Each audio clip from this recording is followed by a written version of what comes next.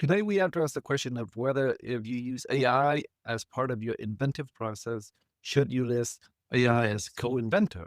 The short answer uniformly across the world is no. In the United States, in the case of Thaler versus Vidal, the Federal Circuit noted that the inventor must be a human. What about AI assisted patents? The Federal Circuit did not explicitly decide this question. And, however, the PTO addressed this issue. And in February 14th of 2023, they had a request of comments regarding AI in inventorship. And the PTO had a partnership meeting on AI tools and data on September 27th, 2023.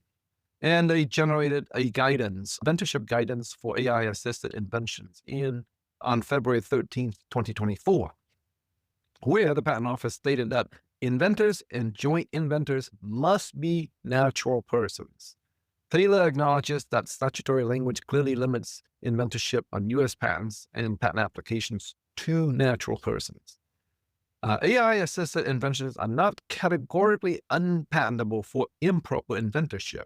The Patent Office noted that the use of an AI system by a natural person does not preclude a natural person from qualifying as an inventor, as long as the PANU factors are met.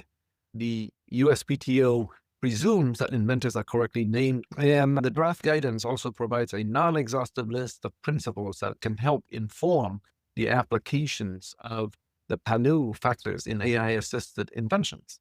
First, listed principles require that a natural person use of AI system has significant contribution to at least one claim, and this applies to utility, plant, and design applications. In the guidance from the USPTO on February 12, 2024, the PTO indicated that significant contribution will be difficult to ascertain, and there is no bright line test as to examples of who is an inventor or not. The Patent Office noted that the following as examples of who are not inventors. So one case, if a person simply presents a problem to AI, that is not an inventor. Second case is if a person simply owning or overseeing an AI system without providing significant contribution to conception is not an inventor. Now, contrast that with the guidance on who is an inventor. The inventor, according to the PTO, is a person who constructs the prompt in view of a specific problem to elicit a particular solution from the AI system. If you created a prompt specifically to solve a problem and to extract a solution from the AI system, you would be an inventor. But if you just own the system or you just present a problem, then you are not an inventor.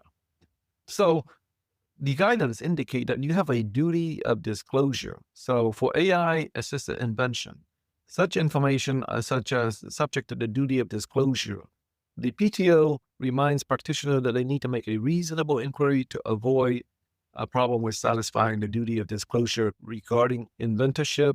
You should ask whether and how AI was used in the invention process, including whether contributions made by a natural person rise to inventorship.